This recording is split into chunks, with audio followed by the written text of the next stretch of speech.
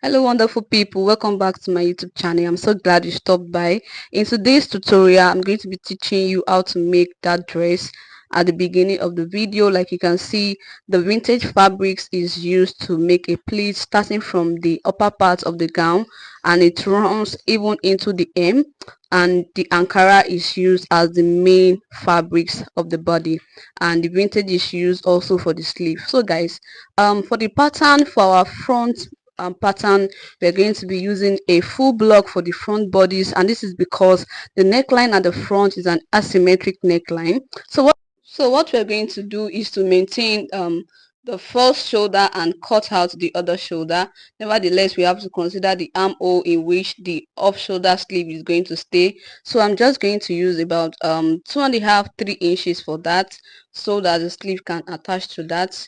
So I'm just going to go ahead and measure 3 inches, and afterwards the next thing we're going to do is to connect the neckline of the one with shoulder back into the off shoulder armhole. Then after doing that, like you can see from the video, that the neckline is not a parallel one, it has something like a spiral shape. So I'm just going to use my hand to draw out the spiral shape of the neckline. You can do that basically with your hand. So just be careful while connecting it and make sure that it's a realistic one. So that is that I'm doing now. I'm just connecting the spiral line of the neckline back into the armhole of the off shoulder. So after doing that, the next thing you want to do is to confirm how wide the off shoulder is going to be. I'm just going to use about 7.5 inches. I don't want the sleeve to go too off, so I'm just going to use 7.5 inches. We mark that, and after marking that, we connect it back into the armhole of the off shoulder. Then the next thing we are going to do is to cut it out.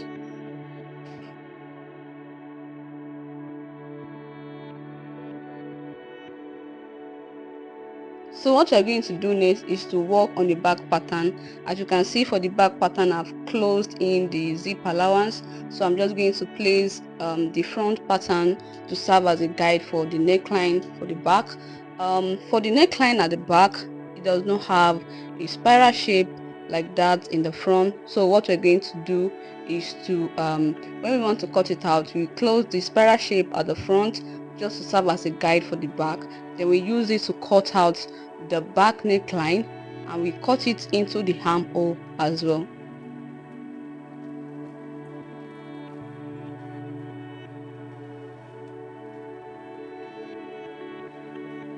So after cutting out the back pattern, we can easily open out the zip allowance, and you can see that the front still has a spiral shape. So for the lower part of the gown, that is from the half length to the hem, I pegged it using just about 2 inches, because the gown was not really a two pegged gown. So for the front, go back to the front, we place the front pattern on the fabrics so we can cut it out. We pin the pattern to the fabrics. Then after pinning the pattern to the fabrics, we ensure we hold it well, and the next thing for us to do is to cut it out. So after that, we're going to place both the pattern and the fabrics back on the lining. We're going to use that to cut out the lining just the same way we cut out the main fabrics. Then after doing that, I just intended to put some sort of facing on the lining before stitching it back to the main fabrics. Yes, it's very much possible to do that by using just a smaller portion of the fabric. So I used about 4 inches, and I did this because it makes the work look much more neater.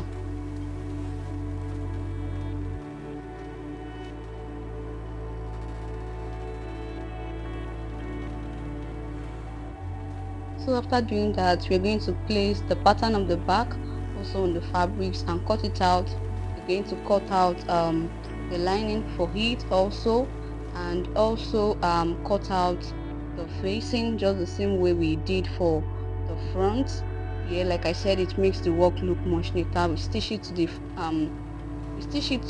the lining first, then afterwards we sew both the lining and the facing back into the main fabrics.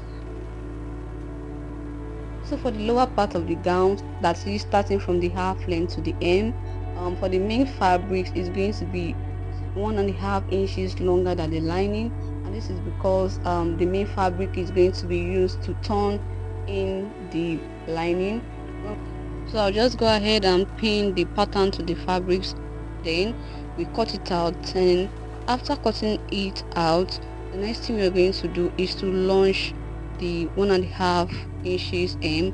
Then we do the same for the back, but for the back is going to have about 1.5 inches for zip allowance. So I'm just going to measure that because I'm using the same pattern for both my front and back.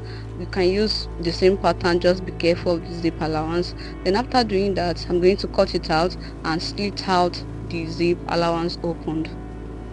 And also we are also going to place a lunge at the 1.5 inches allowance for the hem.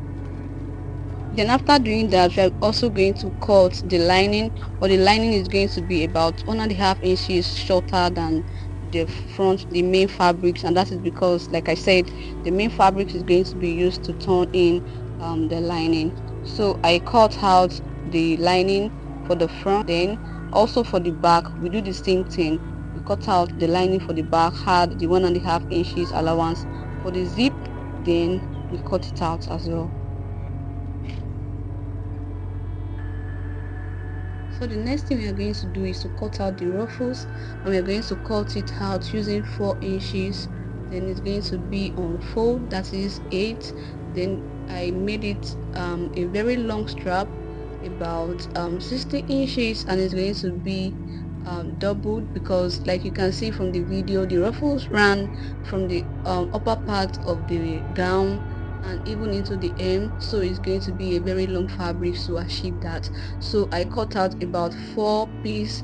Then I'm going to join 2 together to make one for one side, and the other 2 is going to be for the other side.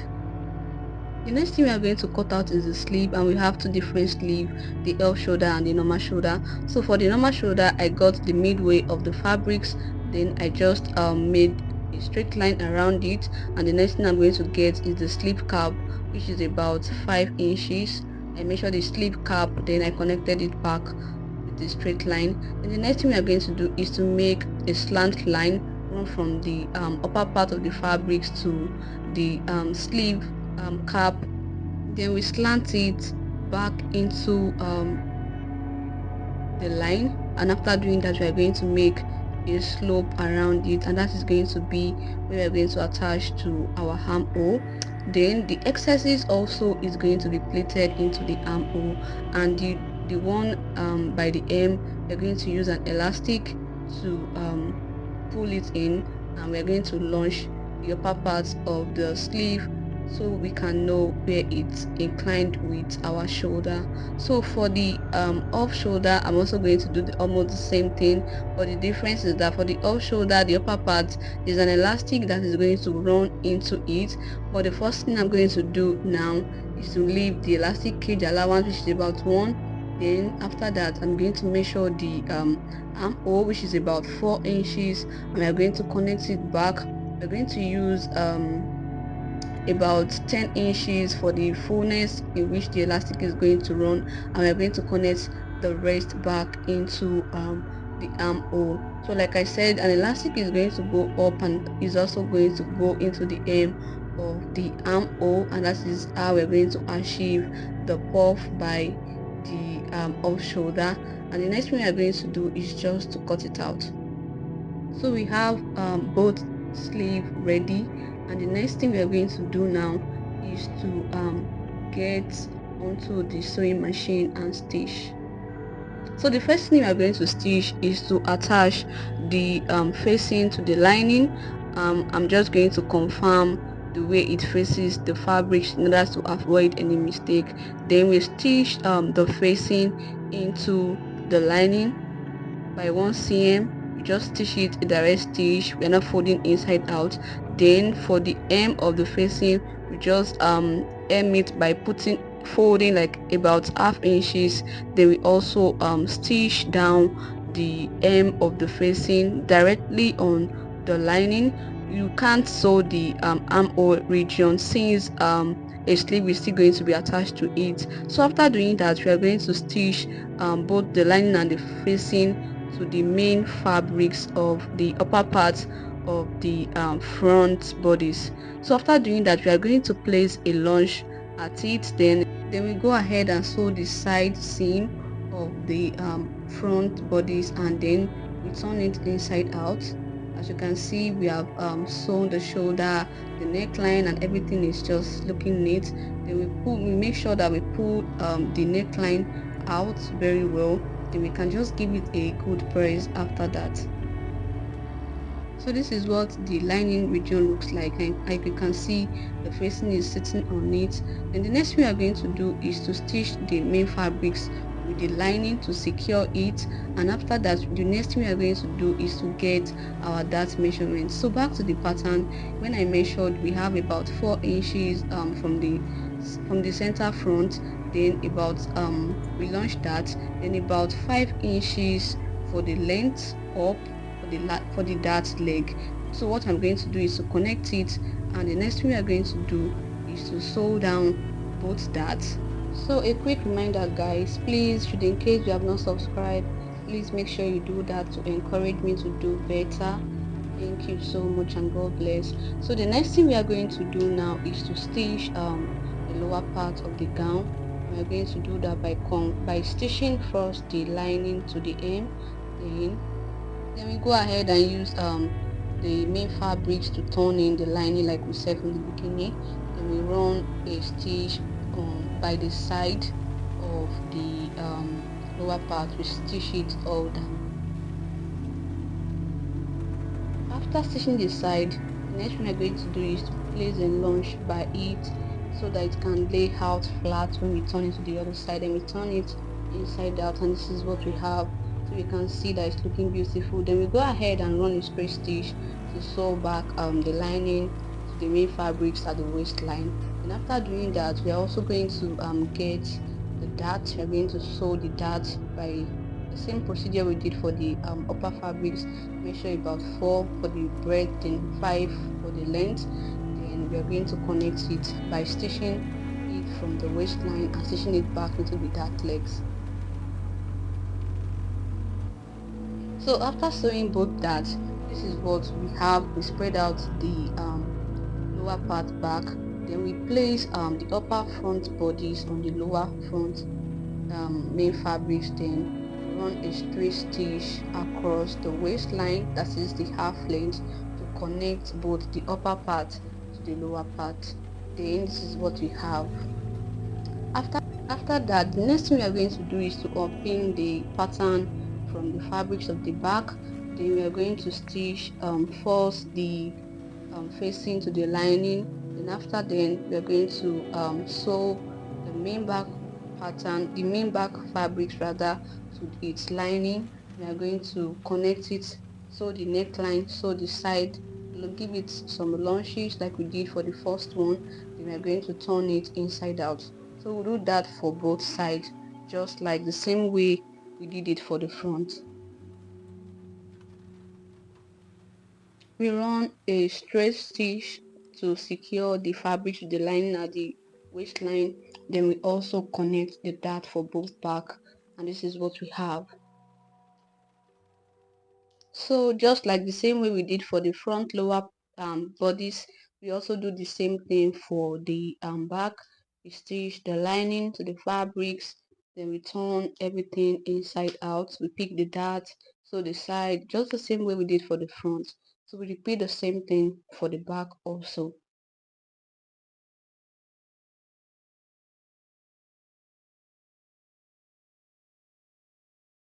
When we are done with that, the next thing we are going to do is also to join the lower part of the back bodies to the upper back part of the back bodies by stitching it at its half length. So you can see that we have both parts. So the next thing we are going to do now is to sew the zip allowance. Then when we get to the last part, we place a reverse so that the stitch cannot lose. And when we are done with that, next I'm going to leave about 8 inches for the slit at the back, so that I can be able to walk freely, so that one can be able to walk freely. We stitch it, and then the next thing we are going to do is to attach our zipper to our main back fabrics by stitching it down to the zip allowance. Then we run a straight stitch all down, then we go up the same way, just like it's showing in the camera.